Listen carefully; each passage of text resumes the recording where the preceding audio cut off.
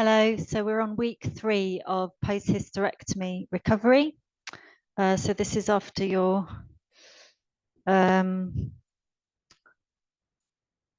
hysterectomy. You'll have taken your stockings off now, which is probably very nice.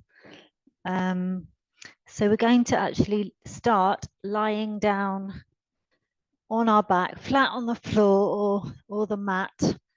And just let yourself be there a few moments with the knees bent, the feet flat on the floor, have the feet about hip width apart.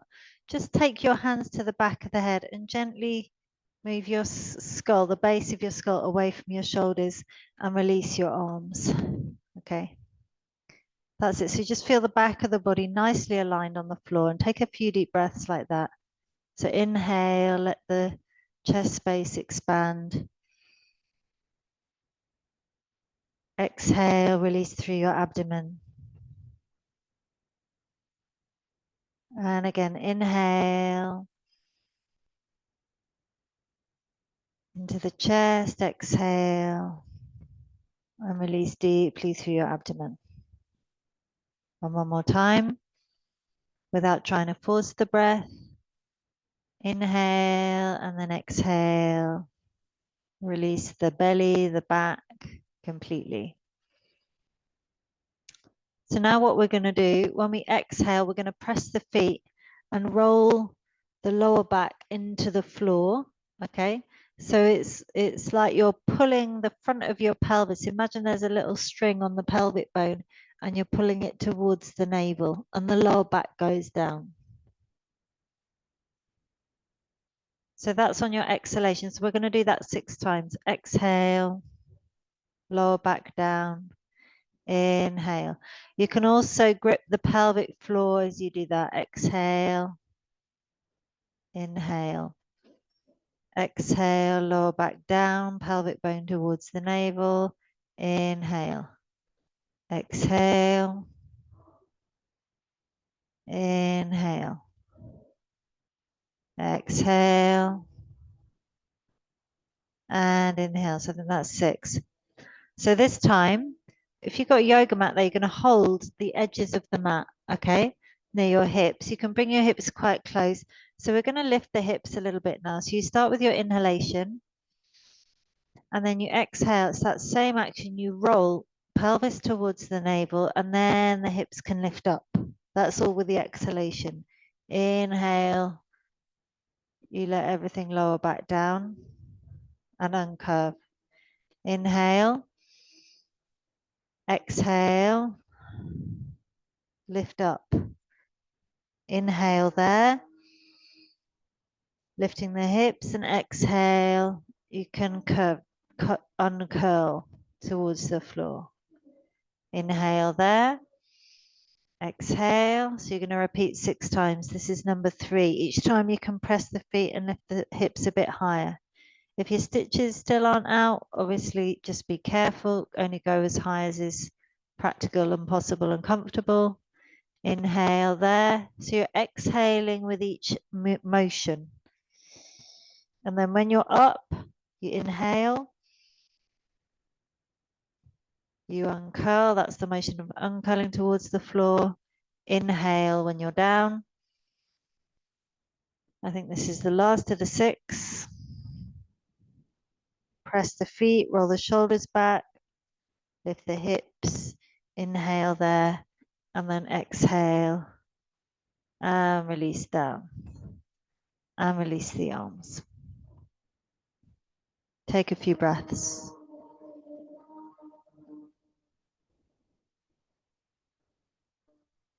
Okay, good. So now you're going to turn onto your side and come up and be on all 4s. Okay, so now we're going to go for some rotations where you're taking the hips in a big circle. Okay, so just to undo there, any stiffness, tightness in the lower back, because you're probably still resting a lot. You should be still resting a lot, so probably quite a lot of time lying on your back. So just whatever feels possible for the buttocks to release out. the lower back to release out.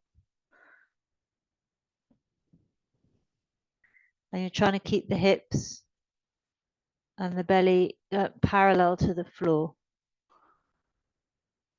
And then go around the other way.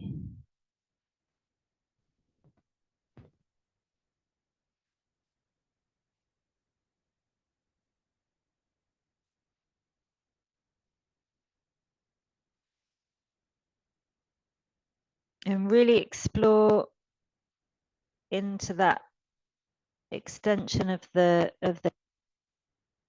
head.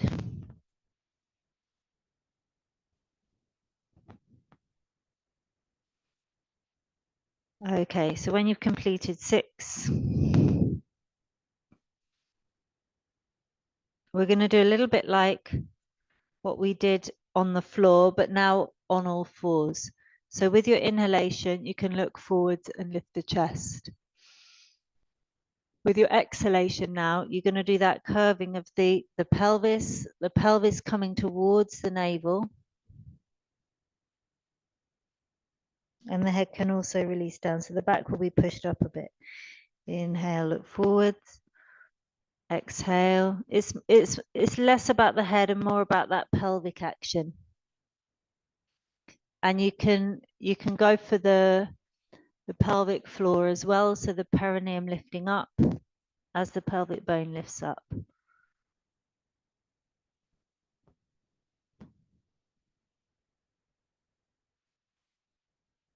So inhale, looking forwards, exhale as you come into that curve. And do 6 like that.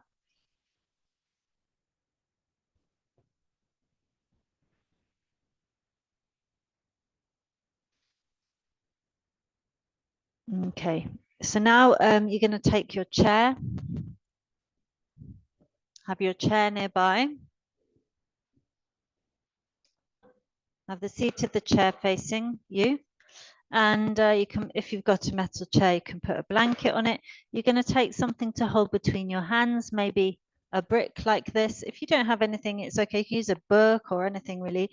But you're going to kneel again, so as if you're on all 4s, but they're on the chair.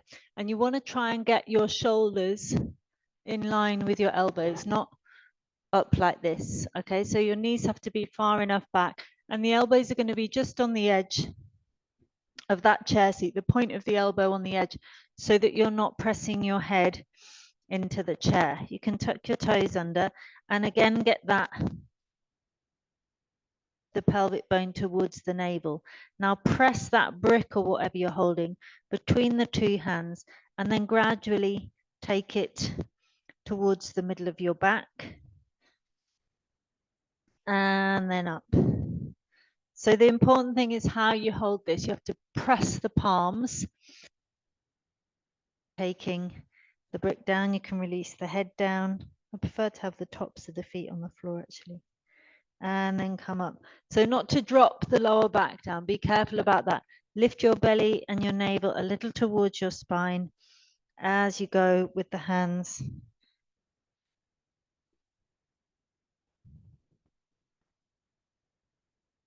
Opening out the armpits.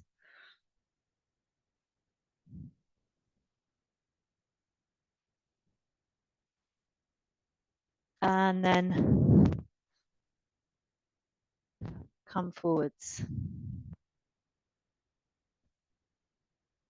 So now you can stand up. You can put your chair to the side or just move it away for a bit. So stand in Tadasana. Tadasana is mountain pose. So you're going to have the feet apart still because we want to give lots of space across the pelvis, okay, across the pelvic region. Just make sure the feet are pointing straight ahead. So look at your toes, make sure they're pointing straight ahead. Roll back your shoulders, press the feet into the floor. And we're going to lift the arms up. Lift the arms with your inhalation. And then exhale, arms come down. We're going to do it 12 times. So inhale, lift. Exhale down and just keep going. And you can go slowly to begin with. You can gradually get faster. Remember, the inhalation is for the lift up.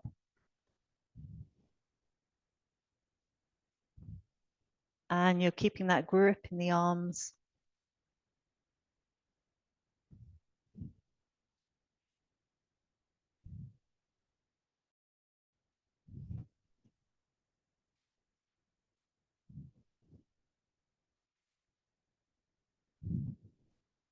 And shoulders roll back.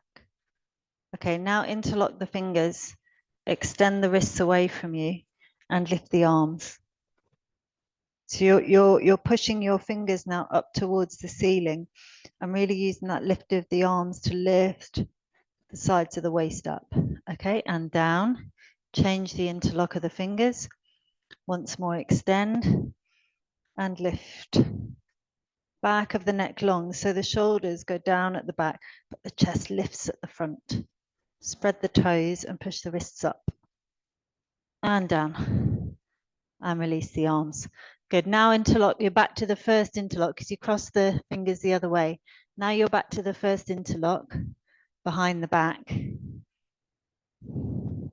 Extend down, roll back the shoulders and lift the hands. Just lift without trying not to lean forwards. So the buttocks move forwards, but the chest lifts up. And release. Change the interlock of the hands. Behind the back, you have to do it without seeing now.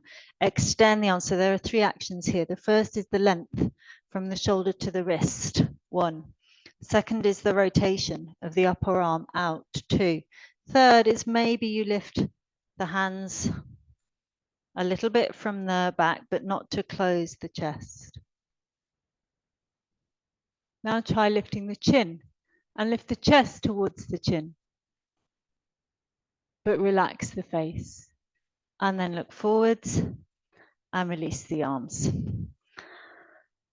Okay, we're going to go for Garudasana, which is where we're going to lift the arms and we take, oh, sorry, we're going to have the feet apart, sorry. Lift the arms, right arm over the left arm and wrap the arms around each other. Spread the space between the shoulder blades and then a little bit lift now, the elbows up and release. Lift, left arm goes across. If you can't reach with the folding of the arms around each other, just take this thumb down and hook the fingers, okay? Otherwise, you're kind of joining the hands and the thumbs turn towards you and the little fingers turn away from you. And then you can lift the elbows up.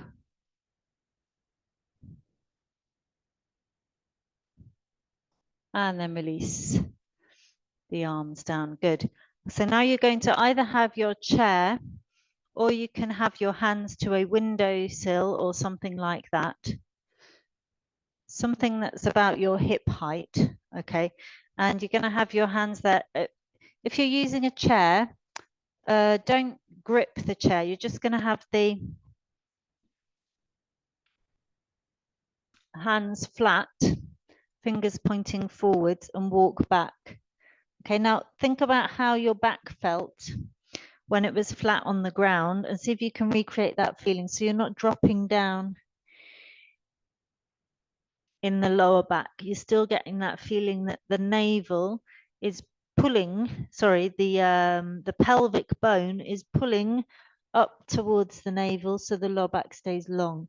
Then really go for the extension of the legs. That means the legs, knees pull up, thighs pull back. And the waist is long towards the arms. Head can just be between the arms. And then walk towards the chair and come up. We're going to do that a second time. So a second time, we're going to really try and get this part of the back here, what we call the thoracic dorsal, where the thoracic spine meets the dorsal spine. It's basically the part between the shoulder blades. Okay, we're going to try and move that in rather than leaving it out towards the ceiling, okay? So we want this part to go in, but we want this part not to drop down. So start close to the chair, have the hands there, and then walk back, okay? Now, press the feet, pull the knees up, pull the thighs back. The steadier you can make the legs, the better it's gonna come for your back. Okay, and then, and your abdomen. Lift the pelvic bone towards the navel. That will lift the navel a little bit towards the spine. Move your breastbone forwards, and then imagine that there's a heavy weight between your shoulder blades, moving your back in. It's quite strong on the shoulders. And then walk the feet forwards. Good, and come up. Okay, so now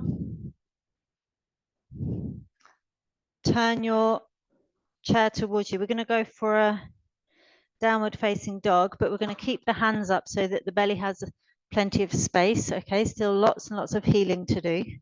So we're going to go with a nice big space and height under the hands on the chair, and you're going to walk back this way and then stretch the arms. So can you see this space? This space here is really important. So the legs have to go back. So press with the hands, lift the hips up, and really feel that the legs are going far back, far back.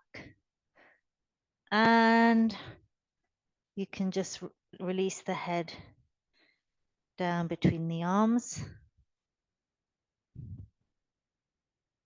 And stretch out the arms and the legs evenly and equally, both arms, both legs, and then walk up. So again, we're going to repeat. Hands on the chair, walk back.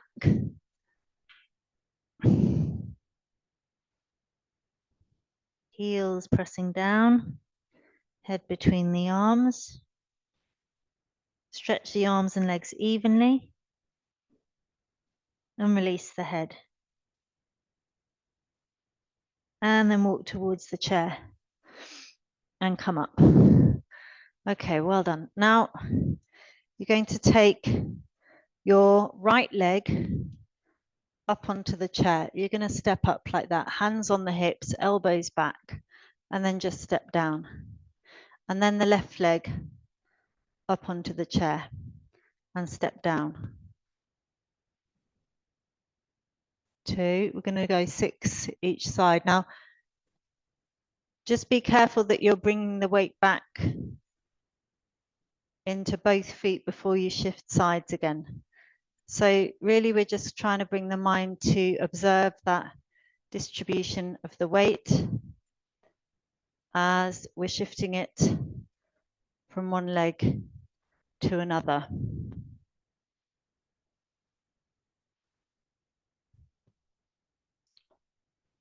I'm on number 5.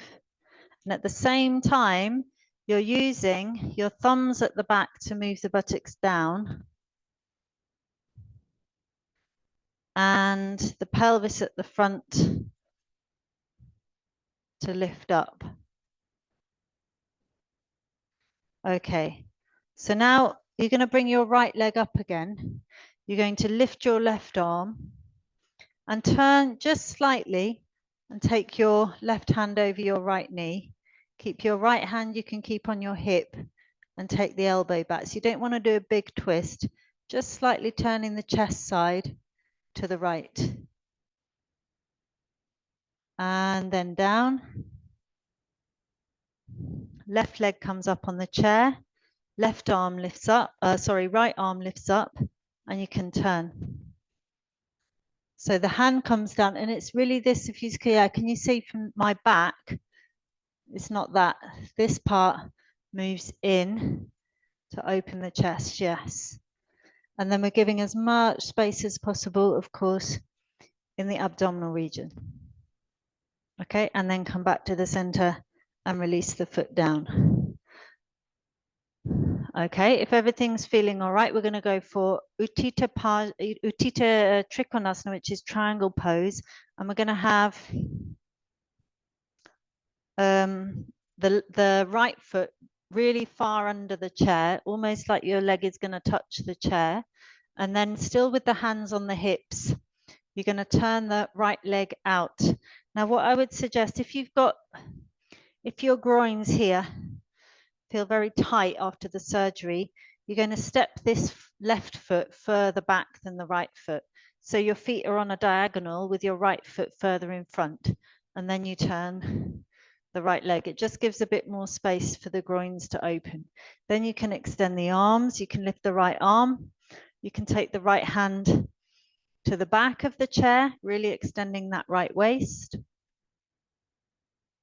If you feel you want to go further with the hand, you take the hand to the seat of the chair. But this side, right side of the body should be long and both legs straight. Now move the middle back towards the chest and then turn the head and look up and come up. Okay, very good. I'm just going to turn around so you can see my back this time, maybe if you move the chair to the other side. So your right foot this time is going to be at the back and your left foot is under the chair and further forwards than your right one. Extend the arms, lift the left arm, reach to the left, have the hand on the back of the chair to start with.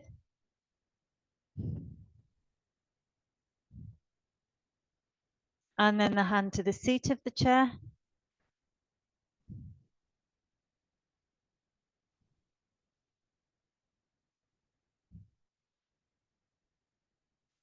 Open the chest, turn the head and look up.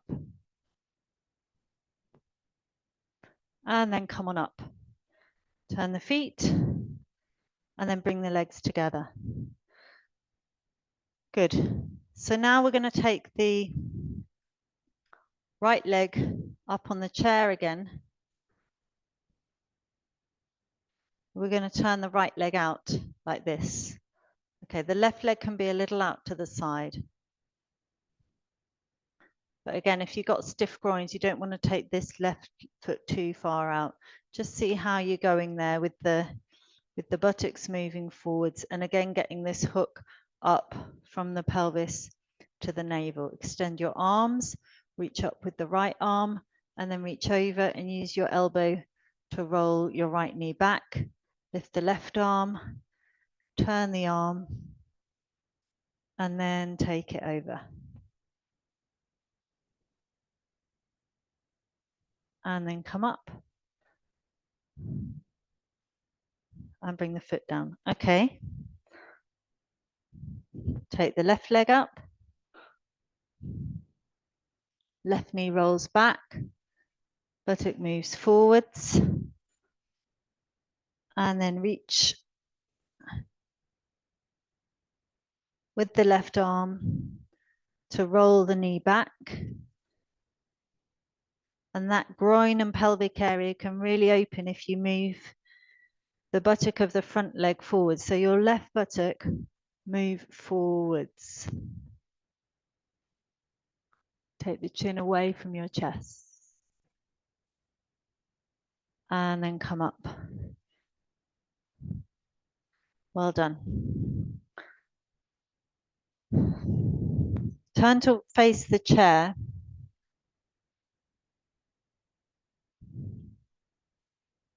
Lift your arms. Have the feet apart. Lift your arms. Bring your hands on the chair. We're going for this pose called Parsvottanasana. So this might be enough, where you step the left foot back. You have an angle on the left foot, like a 10 to the hour angle on the left foot, and the right foot is forwards. And you're trying to line up your hips with the seat, front of the chair seat. Okay. So like that, and the chest moving forwards. If that all feels fine, you can take the hands on the back of the chair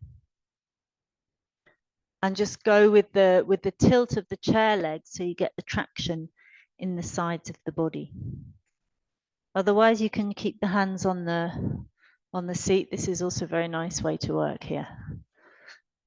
Really pin that left heel down into the floor. Have the head between the arms. And again, like we did earlier when we had the hands on the chair, the middle upper back has to move in.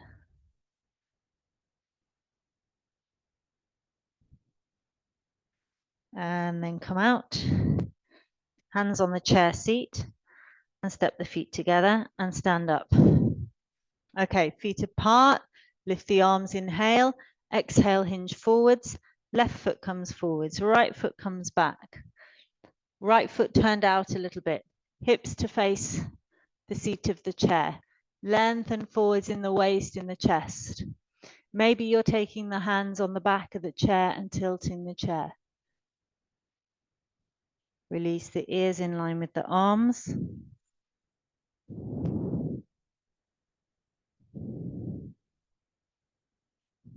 Suck the outer arms in, make the inner arms long. So really we're kind of learning where to stabilize, where to mobilize. Stabilize the feet, the legs, the hips. Mobilize the waist, the chest, the armpits. And then bring the front feet of the chair to the floor, hands on the chair seat. Step the feet parallel, and then hands on the hips and come up. All right, so now you're going to kneel down. You can have the chair there in front. You don't need it, but we'll use it in a minute. So you're going to take the right foot forwards like this, and the left foot you're going to tuck onto the toes of the left foot. Have the hands on the hips, and rather that, I'll show you how to do it wrong.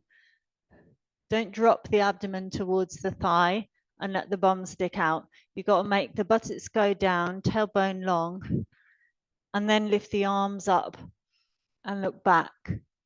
Now you can have let's have the hands apart, chest lifting. So this is like Virabhadrasana 1, except the back leg, the left leg now is bent. Really open out the front of your body. Look forwards, bring the arms down,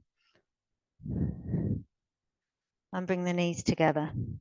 Take the left foot forwards, tuck onto the toes of the right foot.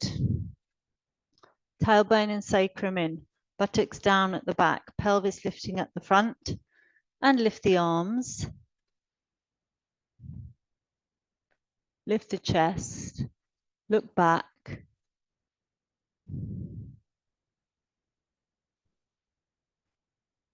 Open out the front of the body, and then look forwards and bring the knees together. Okay, so we're going to go for this Parigasana. You can have the leg under the chair. I've got quite a nice bar on the chair that I can put my foot to, so you can do that if you have one. Now, the important thing though is that you're going to have this left knee pretty much underneath your left foot. Okay, underneath, sorry, not your foot, your hip, underneath your left hip. Left knee under the left hip. It can go very slightly to the side, to the left, but definitely not too far to the right, because we don't want this hip sticking out. Okay, so be tall, extend the arms, lift that right arm so that you're getting length in the whole right side, and then reach over and place the forearm on your chair and take the left arm over near the ear. And then move the buttocks forwards. Again, pick up the pelvic bone towards the navel towards the chest towards the chin, and then you can look up and come out. Turn the foot, bring the knees back together, and change sides. So again, if the hips and groins are still stiff, you could have that front leg the foot a little further forwards than the back leg knee. So you go for a diagonal. Otherwise, the foot is in line with the knee, and you're rolling this front thigh out and moving the buttocks down. Extend the arms. Inhale, exhale, reach to the chair. You can keep your hand on the chair. If it's fine, you can bring your forearm down, but not to drop the chest. So if it's better, you keep the chest forwards, you just have the hand on the chair. And you're extending maximum through that right side, lifting up pelvic bone to navel, navel to breastbone to chin, chin away from the chest to look up. And then come on back up. And bring the knees together. Good. Okay, so you can put the chair to the side. And you're going to come back with a belt or similar, a belt, a scarf, a tie, something, some kind of strap. And yeah, just this. So we're going to go with Supta Padangusthasana, this is called. You're going to keep the left leg bent with the foot on the floor and take your strap or your belt around your right heel and stretch the right leg up. Your right leg might not come all the way into your chest, okay? Because you need to give space for your belly, your abdomen, healing space, okay? So this leg, this right leg, can come straight up towards the ceiling, or it can go a little bit further back. So depending on the length of your hamstrings, how your back is feeling, how your recovery is going. So you want to make it comfortable for your abdomen and comfortable for your back. It might be a bit of a stretch in the back of the leg here.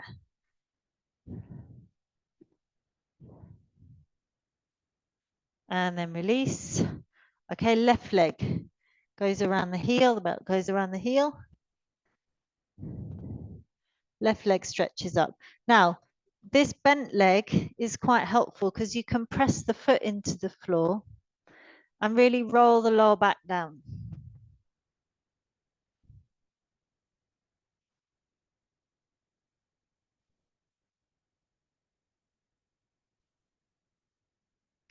And stretch out the back of the left leg. And then release. Okay, good. Now, what you're going to do is have something. I'm going to have a bolster. Okay, if you don't have a bolster like this, you can use a couple of pillows, or you can get a blanket and roll it up. Okay, so you're going to have something to put next to your right hip. And now this leg that was going up is now going to go out to the side. Okay, so it's the same thing. The right leg comes up, you turn the leg, and then the leg goes out to the side. You can also let your left knee drop out to the side a little bit. So go ahead. I'm going to show you actually from this direction in case it's not clear. So your right leg lifts up, your left leg is bent. You have that support right next to the hip. You turn the leg out like this. And this leg, if it's comfortable, can also just rest out to the side. If you want to put an extra thing under that leg as well, fully supported, that's very nice. Okay. And just take a few breaths like that. And really allow your pelvis to soften, your groins to soften, your abdomen to soften. Often there's a trauma response in the body to surgery where everything kind of grips up to as a protection. So during the recovery, it's important to just give time and space for that healing process to happen. Otherwise, we get stuck with the habitual grip that was a trauma response to begin with. Okay, let's go for the other side. So the bolster is going to go next to the left hip.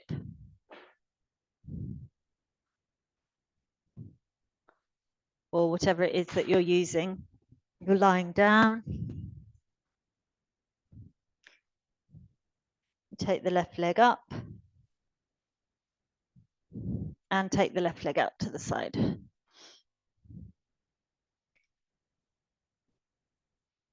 Okay, you can support under your right leg as well if you want to. You can let that leg rest out. And you should be like in a straight line between the pelvis and the head.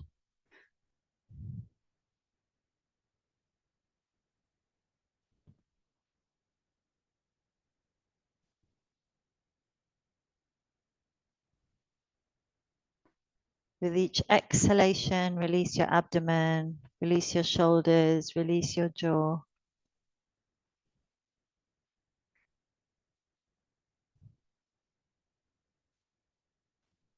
And then come up. And then turn to your side. Okay. So now we're going to go for Shavasana. So you could do this in your bed if you prefer. You can have the bolster or the pillows under the back. Something to support the head. And then bottom on the floor or the bed and the back supported. Okay, so this is quite nice because it gives a slope for the abdomen. Everything can then settle down from the ribs towards the pelvis. Okay, that's where you've been cut about. So that's the space we're especially taking care of.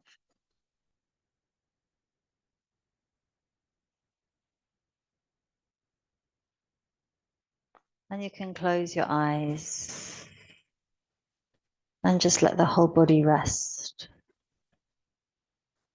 Let the back of the body descend and spread. Let the front part of the body rest to the back body as the back body descends and spreads.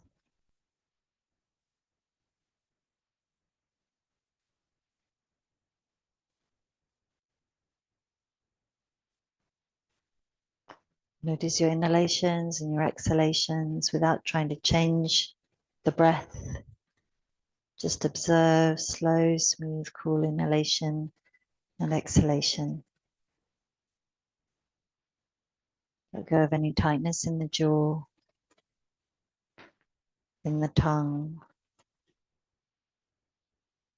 in the eyes, in the forehead. Let every cell release with the exhalation and be nourished by the inhalation.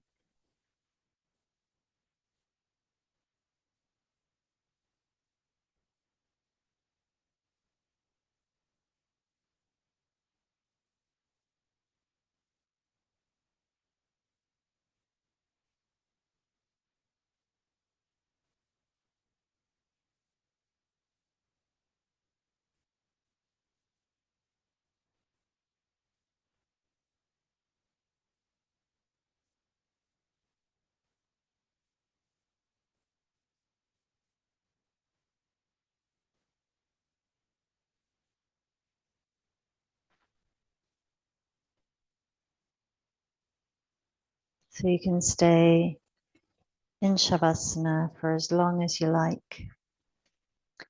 And you can repeat that program every day of the third week of your recovery or for as long as you like. Thank you. See you next time.